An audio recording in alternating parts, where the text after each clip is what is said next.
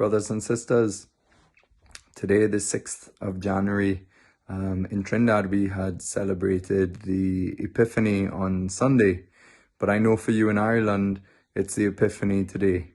And I wanted to reflect still a bit more on the Epiphany. It's very interesting that we had a prior once in Dublin, Father Eddie Conway, and he gave a beautiful homily one night at our Holy Hour, and he spoke about the sanctuary lamp being next to the tabernacle, which would be like the star that always guides our presence, our eyes in the church to this tabernacle, to know that Jesus is truly here. And you know that star, that sanctuary lamp, that light reflects to us in a much deeper way our faith. That our faith is a light, and it's an internal light. It's a light that is in the darkness in one sense, because we cannot see God face to face. Even when we look at the Blessed Sacrament, our faith tells us Jesus is looking at me, that Jesus is there, just as present as any other human being. But that not only is he present in the Eucharist, that he is the glorified risen one. And this truth is lit up in our heart by faith. And I want to speak today about the experience of God using St. Thomas Aquinas, because I think it's fitting we can tie it into this whole theme of the Epiphany, the journey of the wise men, because I see the journey of the wise men as a real way to think about the journey towards contemplation, towards seeing the face of the Lord. These wise men set out in darkness, in a sense that they set out with an intuition, with a guiding light of a star, and maybe some handful of prophecies, and but more importantly, this internal revelation, this being drawn by love, by grace, by the Holy Spirit in their hearts, that they believe, that they start to have faith in their souls, and this faith is drawing them towards the child in Bethlehem. And they will have to make a journey without seeing, but believing.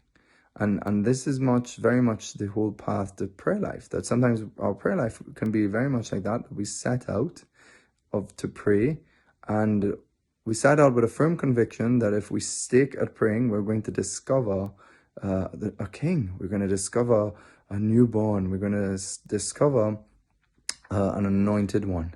And this is what we set out to pray as Christians. We set out on the terrain of the inner landscape of our soul, of the inner journey, to go from sometimes the darkness or coldness of not feeling God, of not experiencing God, please God, to persevere, to therefore have an immense experience of God. Just like the wise men, when they left Herod, they left that place of evil, they came to see that the star settled over Bethlehem, and when they saw that star, it filled them with delight.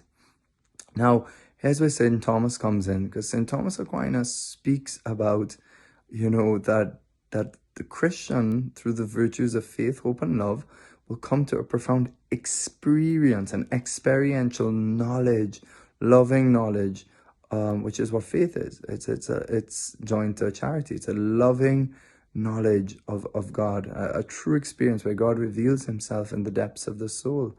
And the wise men are drawn there by Christ himself, pulling them by grace in their heart, and they get to come to see him face to face in the arms of Mary. And this is like a foreshadowing of all our earthly journeys that we will finally come to see in the next life, and in heaven when we die and please God, we're saved. And if we're saved, we could come to have this joy of seeing the face of Christ, the one who loves us in a way that nobody loves us, who loves us infinitely. And so St. Thomas says that the gift of wisdom is a gift from the Holy Spirit, which perfects our faith, and it is the gift that allows us to have a profound experience of God. It's a gift that we have to pray for, to grow in, because wisdom will allow us to taste God, taste and see that the Lord is good, the Psalm says, And so it's our faith, like that star, it tells us that Christ is present, that Christ is here. And so it fills us with delight. That faith then can fill us with profound delight when we learn to let God purify us more and more in the whole journey of prayer. And that we will be filled at times on our earthly life with joys that cannot be spoken in words. We are filled with a peace that cannot be spoken in words. But of course, to reach this kind of deep joy and this deep peace, a journey must be made. Sadly, too many people do not set out. They don't follow the star. They stay in darkness. They stay in the back, and they never get to meet the face of Christ, even in their soul and in prayer. So we ask the Lord to give us the gift of wisdom so that we could taste and see him deep in prayer and experience his bright light.